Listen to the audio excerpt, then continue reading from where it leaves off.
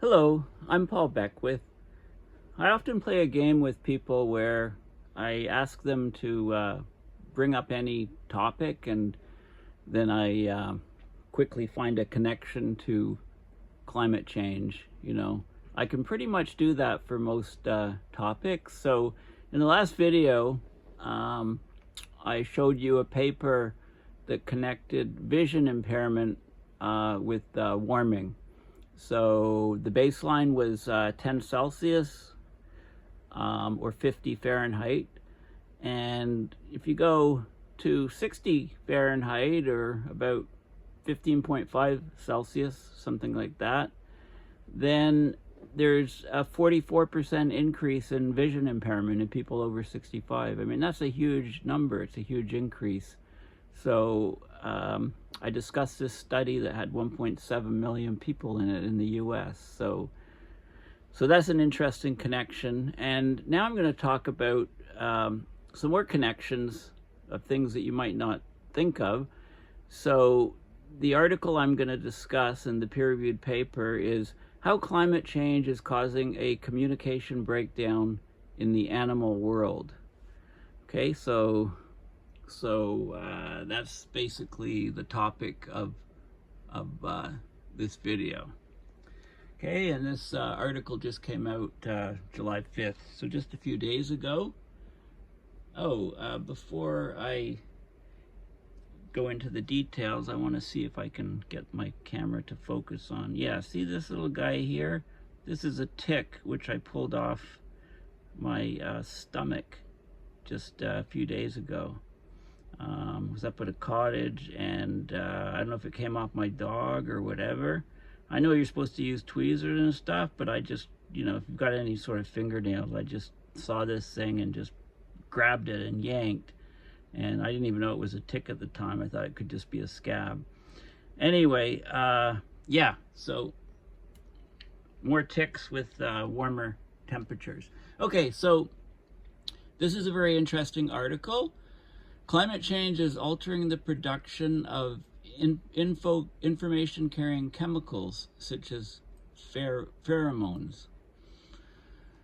Okay, what do the following changes have in common? Some ant species are struggling to follow trails back to their nests, as warming temperatures cause a certain pheromone they use to communicate to decay, like to delineate the path back to their hive, if you like. The water fleas Daphne are finding it harder to evade predators as CO2 levels rise in the water, dissolve CO2.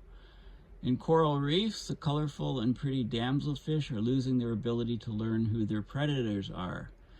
All have been caused in some way by arguably the biggest change of all, climate change. Okay, so there's research in a new peer-reviewed paper. It shows that climate change is changing the chemical communication between creatures in marine, freshwater, and land-based species, with far-reaching implications for our planet's future and well-being. Chemical communication plays a very important role in well-functioning ecosystems. This, if you like, the language of life. It regulates the interactions between organisms, and it's essential to the environment and ultimately all life on Earth. So interactions through so-called infochemicals are perhaps the oldest and most widespread form of communication on the planet. These infochemicals provide the basis for the vast majority of ecological processes across the tree of life in both land and water by serving as cues or signals that are present on the surface of the organisms themselves, or they're released by the organisms into the surrounding environment. So they also shape natural ecosystems by maintaining their equilibrium, and in doing so they support the provision of many things that are of great importance to humans, like food and clean water. These infochemicals influence a broad range of functions and behavior, such as the relationship between predator and prey. For example, sharks use these chemicals to sniff out their prey over mind-boggling distances.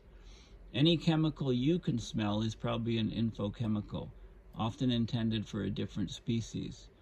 For instance, the smell of a pine forest, that is the presence of certain chemicals, giving that pine forest smell that signals something different to a human, a bear, or an ant.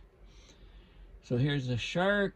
They can detect blood from hundreds of meters away in the ocean in concentrations as low as 1 part per million.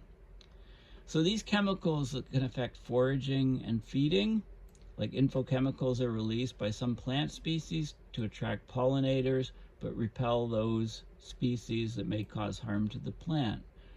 A plant under attack may even tell its neighbors of impending doom so that the neighbors can respond accordingly. Infochemicals can influence habitat selection. They're how barnacle larvae select a suitable surface on which to attach. Infochemicals are also used by species to recognize potential mates and boost their chances of reproducing. Some bat species can sniff out a mate with the greatest genetic diversity.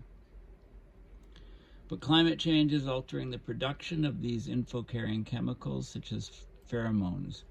It's having a major impact on a wide variety of species. Alterations in temperature, carbon dioxide, and pH levels, all part of climate change, can affect every single aspect of the fundamental processes that organisms use to communicate with each other.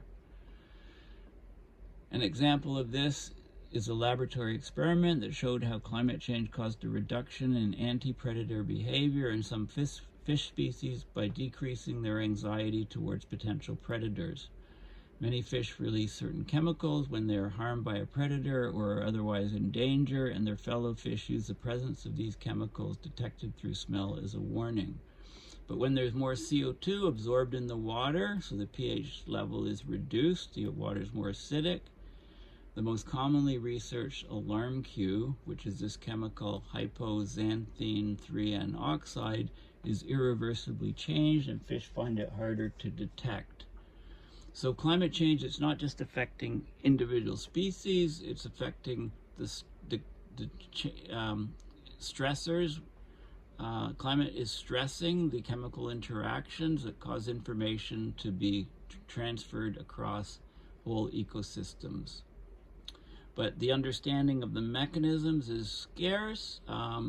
So what they're doing as a next step, they're looking at how climate change may affect chemically mediated relationship or communication between disease-causing pathogens and the animals that host them. Okay, so this is a very interesting study, but also very important to ecosystems. So I'm going to look at the peer-reviewed paper, which just came out recently, Becoming Nose Blind, Climate Change Impacts on Chemical Communication.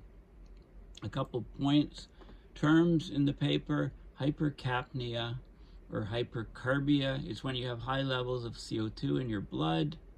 Carbon dioxide is a waste product that your body gets rid of when you exhale. If you can't get rid of it, it can build up in your blood.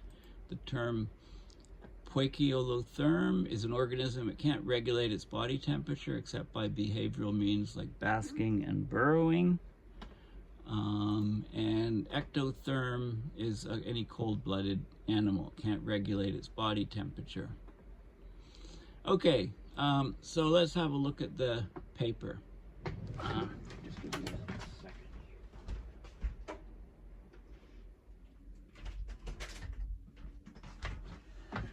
Okay, so it's open source. Google Becoming Nose Blind, Climate Change Impacts on Chemical Communication. Okay, so chemical communication via these infochemicals plays a pivotal role in ecological interactions, allowing organisms to sense their environment, locate predators, food, habitats, or mates. A growing number of studies suggest that climate change-associated stressors can modify these chemically mediated interactions, causing info disruption that scales up to the ecosystem level. But our understanding of the mechanisms underlying this is scarce. But there's a whole range of examples of how climate change affects different realms in similar patterns from molecular to ecosystem-wide levels. We assess the importance of different stressors for terrestrial, freshwater, and marine ecosystems and propose a systematic approach to address highlighted knowledge gaps in cross-disciplinary research. Okay, so this is very, very cross-disciplinary. So altered chemically mediated interactions. Does climate change challenge the language of life? Okay, so infochemicals or pheromones, basically you can consider them as the language of life. They're also called semiochemicals. They're the oldest and the most widespread form of communication in ecosystems.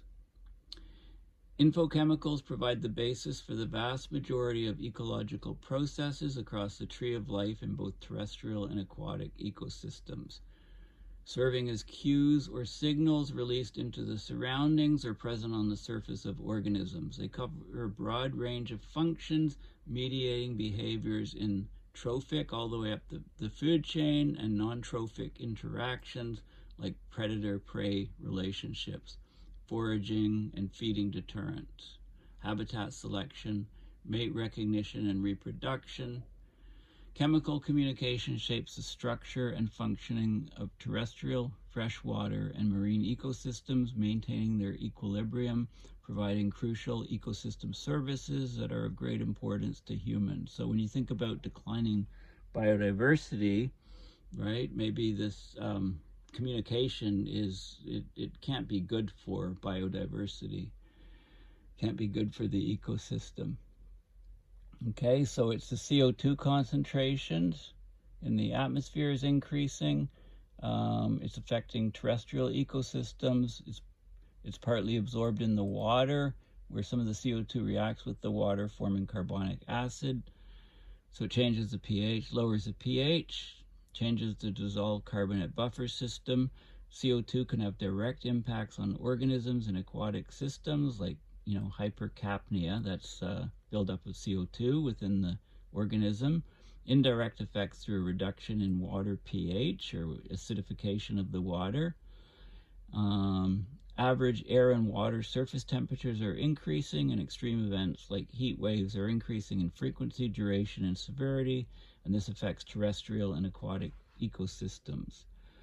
Okay, so they're looking at they're looking at how this communication by chemicals affects things from all different levels, the molecular level to whole organisms. After the infochemicals are produced, so they're produced in an organism, then they're released by an organism, then they're transported through or in contact with water or air, and then they're received by another organism, and then after transducing the signal and then translating it, the neuronal signal, the receiving organism responds through a measurable physiological or behavioral change. So there's multiple lines of evidence from different ecosystems that each step in this communication process may be altered positively or negatively by climate change associated stressors. Okay, so this is the terrestrial realm. Insects, for example, are heavily dependent on their olfactory system, smelling, to interpret their environment, and they rely on infochemicals for intra and interspecific communication. Because insects they can't control their body temperature, they're ectotherms, thermal stress can impact the internal enzymes, cascading effects on biosynthesis and chemical composition of pheromones. Okay, so it can actually change the signal, the chemicals that are signaled. Sudden shifts in temperature can accelerate the decay of pheromones, things like that. Elevated CO2 levels can impact the pheromone-mediated predator response in aphids. So they give all kinds of different examples. P. aphids reared under elevated CO2 concentration, 800 ppm, were found to produce 12% less of their alarm pheromone than under control CO2 concentration, 450. Okay, so there's terrestrial. So you've got aphids or something as being the source organism. They produce these chemicals, they release them, they're transported, they're received by another organism, and they're converted into electrical signals, they're translated into some meaning to the organism, and then the organism responds behavior, populations, community, ecosystem functions. And this is how climate is changing: temperature decreasing or temperature increasing, CO2 changes, can modify every part of the system. In fresh water, you have lobster and a fish. They're producing, releasing, transporting. The receiving organisms respond, and their behavior changes, and so every part of the process is again modified by climate change. And this is freshwater system, and this is marine ocean systems. Same sort of thing is happening. So you can get cascading changes. They can be negative or positive as a result of the change. Okay, so it gives lots of examples of, fish, for example. They use chemical cues for both between fish and interspecies communication to avoid predators. Acidification, both by the addition of sulfuric acid and atmospheric CO2, reduces the anti-predator behavior of juvenile fish. It decreases their anxiety levels towards predators. So these cues are have less impact, right? Both in freshwater and in saltwater. And on land, like ants, maybe can't find their nest because their chemical cues degrade over time at higher temperatures, right? Remember, at higher temperatures, chemical reactions increase in general. So they give lots of different examples, and they talk about, you can get cascading of the communication steps. So if you're changing every step of the process, then the effects can build up and amplify and cascade. And, it's easy to see how this decreases the resiliency of ecosystems and changes the very nature of connections between species within the ecosystem. Okay, so there's lots of complexity. And this paper is basically identifying what we know so far, but it also says we need cross-disciplinary collaboration for a systematic approach to enhance our predictive capability. So, this stuff is actually very, very important. Let's just look at the conclusions. As it becomes evident that climate change can affect all steps of the chemical communication process, we call for a systematic and comprehensive approach combining theoretical and experimental aspects. Understanding the underlying mechanisms and how they translate to effects on ecosystem stability and resilience or affect services will require joint and multidisciplinary efforts across realm boundaries. Okay, so there's more questions than answer. Outstanding questions from molecular to ecosystem scale. Does the class of chemical compounds mediating a specific interaction play a crucial part in the sensitivity of this interaction to climate change stressors? How vulnerable are the olfactory receptors to climate change stressors? How much plasticity and adaptation potential is there for each step of the signaling cascade? Can organisms learn or evolve a new chemical language of life by switching to a different set of chemicals? Could they switch to a different sensory mode? Are organisms that live in environments with larger fluctuations of environmental conditions, like in freshwater or intertidal systems, are they less susceptible to climate change because, than their counterparts in more stable ecosystems, despite using similar infochemicals? How is altered chemical communication reflected in complex multi-trophic and community systems? What's the impact of disrupted chemical communication on ecosystem services? Are there direct, quantifiable links? Okay, so there's lots of examples of the interconnections between the species. I just thought I'd point out the paper and the connections.